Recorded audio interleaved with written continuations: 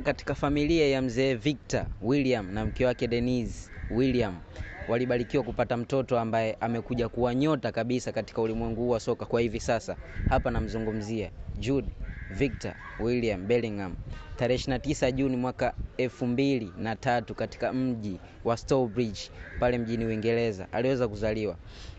Karia yake ya soka alianza katika klabu ya vijana ya Birmingham City mwaka 2010 mpaka mwaka 2019 akiwa na miaka 10 tu, na alipofikisha miaka 18 aliweza kupandishwa katika senior team ya Birmingham, na hapo aliweza kudumu kwa msimu mmoja tu kwa kiwango chake aliweza kukionyesha na kuweza kuuzwa katika klabu ya Borussia Dortmund ya pale mjini Ujerumani.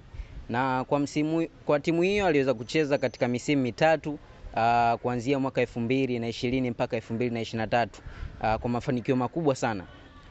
Baadaye kuweza kuuzwa katika klabu ya Real Madrid kama kuwa mchezaji ghali zaidi kutokea Uingereza, akiweza kuuzwa kwa dola euro 103, unaweza kusema hivyo.